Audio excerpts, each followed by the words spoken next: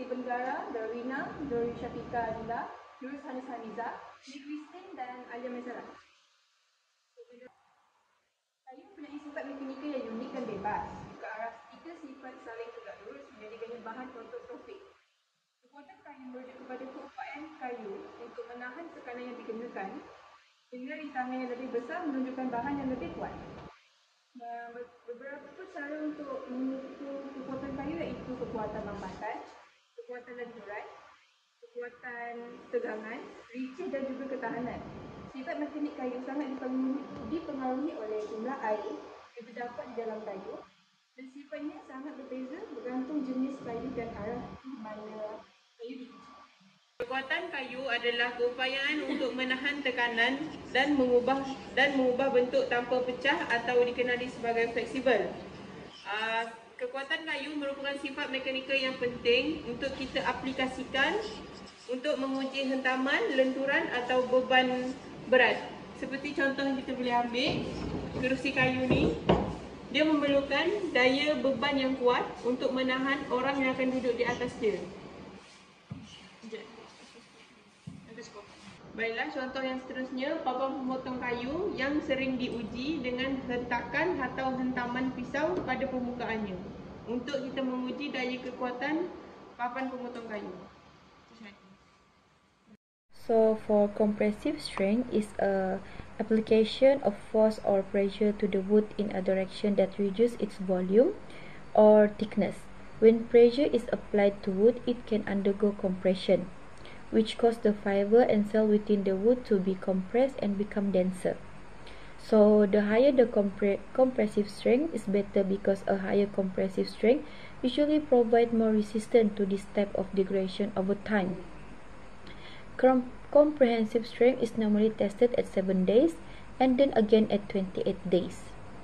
So the purpose of compressive strength is it can be defined as the capacity of wood withstand loads before failure. Of many tests applied to the wood, the compressive strength test is more important as it gives an idea about the characteristic of the woods. So there is difference between pressure and compressive strength. While the compressive strength refers to the component cross-section and the stress in the material itself, the surface pressure describes the stress at the contact surface. Example of using compressive strength in daily life is such as for furniture. For example, wooden components are joined using screw, nails or dowels.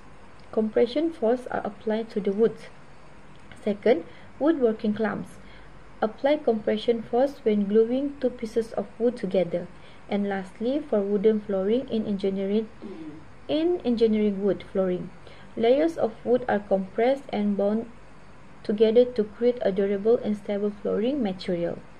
Thank you. That's all for my part. Okay, saya akan membentangkan kekuatan kayu Richet. So, kayu merujuk kepada keupayaan untuk menahan daya yang bertindak selari dengan arah butirannya, menyebabkan satu bahagian kayu itu menggelongsor atau berubah bentuk berbanding yang lain. Ia merupakan sifat mekanikal yang penting dalam kerja kayu dan kejuruteraan, terutamanya apabila mereka bentuk struktur atau produk yang menggunakan daya rincit. Okay, yang pertama, contoh pertama, wood joints, sendi kayu. Contohnya, kerja kayu selalunya melibatkan penyambungan kepingan kayu. Mereka bentuk sambungan seperti tanggam dan duri atau sambungan jari. Kekuatan rincit kayu adalah faktor kritikal.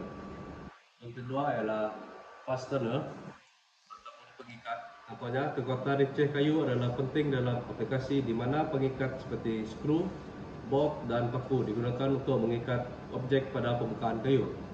Contoh yang terakhir adalah wooden flooring, lantai kayu. Contohnya, di kawasan lalu lintas tinggi mengalami daya rincit akibat pergerakan orang dan perabot. Kekuatan rincit adalah penting untuk mengelakkan kerosakan atau pemisahan bahan kayu. Okay, di sini terdapat beberapa contoh. Ini adalah kayu asal. Selepas dipotong, dia akan menjadi macam ini. Ini adalah berlawanan arah. So, thank you. Jadi saya akan menerangkan tentang wood bedding. Proses woodbending ialah proses yang kompleks untuk membengkokkan sekeping kayu yang cukup untuk mengekalkan kekuatannya dan mengekalkan bentuk yang terhasil selama-lamanya tanpa memecahkannya. Antara ujian yang boleh dilakukan untuk membengkokkan kayu ialah memberikan haba kepada kayu tersebut. Haba dan lembapan dari wap boleh melembutkan gentian kayu secukupnya supaya ia boleh dibengkokkan dan direnggangkan. Apabila ia disejukkan, ia akan mengekalkan bentuk baharunya. Okay. Ini adalah salah satu contoh apabila kayu dikenakan wood bending. Di sini kita akan kenakan haba supaya ia dapat membengkok ke bawah begini.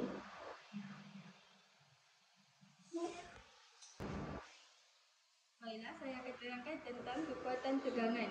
Kekuatan tegangan merujuk kepada istilah yang digunakan untuk menerangkan berapa banyak beban yang boleh dikenakan kepada kayu apabila ditegangkan. Kekuatan tegangan bermaksud kayu yang ditegangkan.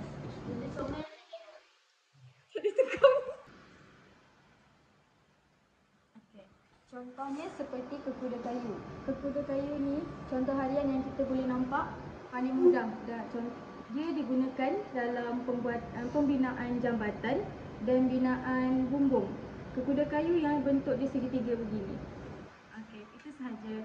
Dan kesimpulannya, yang boleh kita dapati ialah setiap kayu akan diuji dengan beban dan daya yang berbeza untuk menentukan kekuatan kayu tersebut yang boleh diaplikasikan dalam